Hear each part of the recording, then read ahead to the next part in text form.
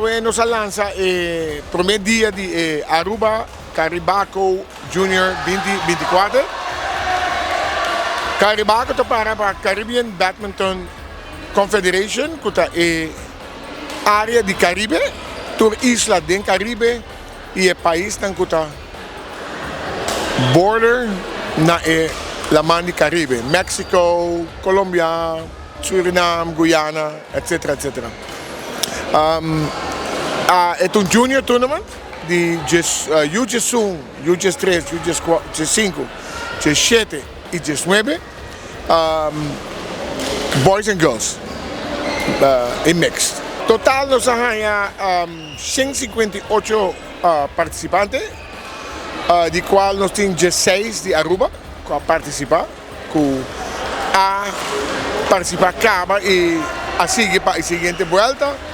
Tem 2 que a perder, Trinidad Hopi Fuerte, me tengo que admitir, Trinidad Hopi Fuerte. Trinidad es la delegación más grande, con 63 gente, grande mes.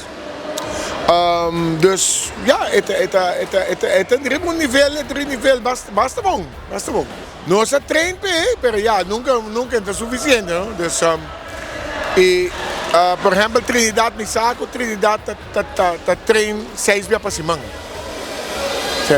E nós temos 4 dias para semana. Dus, 2 dias para semana está a diferença, está a diferença. E nada treino 6 dias para semana, mínimo 3 horas, tem dia mais.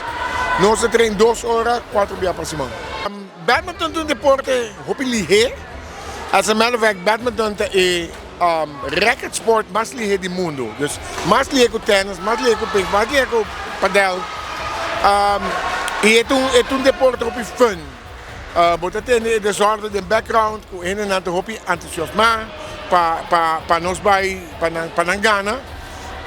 E me quero tomar a oportunidade aqui para invitar quem que quer jogar badminton, no matter a idade. Você 7 anos para vir, para o segundo botar se wega com o shuttle, você motorista direita e você crescer no deporte. Nós temos Facebook page, Aruba Badminton, busca Aruba Badminton no Facebook. E o número de telefone de nós é 593-6789. Meu nome é Terence, mas mandar-me um WhatsApp. Welcome, Henny Granita, welcome. Riba Jamasco, Jaweb, se você treina à noite. E para muito não, já ração, já sabra. Welcome, Biunga Badminton.